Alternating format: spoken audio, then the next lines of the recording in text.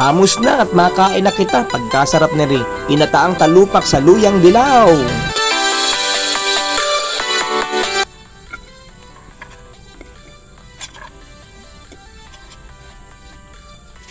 Ayan, at maglalagay na muna kita ng sami at atin munang apaksiwin ang talupak bago natin gataan.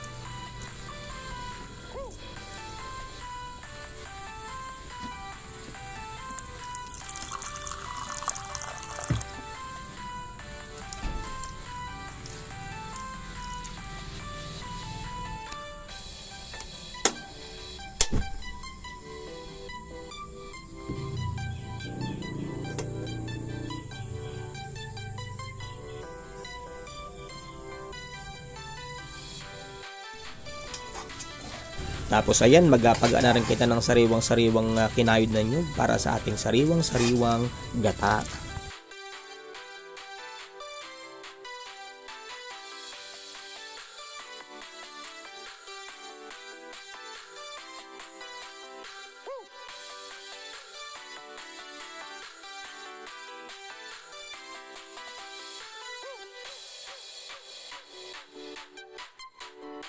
At ay namitas na rin kita ng mga talbos ganyan, talbos ng sili o kaya talbos ng balunggay para mas masarap yung ating ginataang talupak.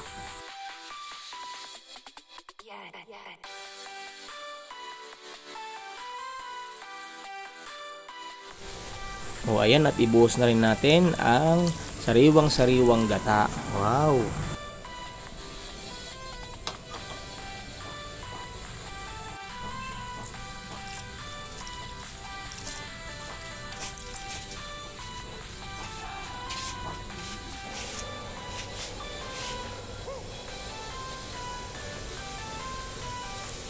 At syempre, para mas lalong sumarap, ilalagay na natin ang sariwang-sariwang luyang dilaw.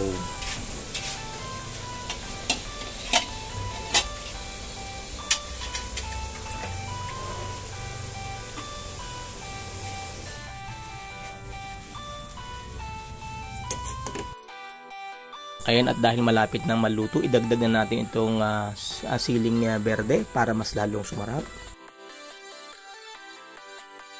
At ayan, dinagdagan natin ang dahon ng kaunting dahon ng malunggay at ang dahon ng sili.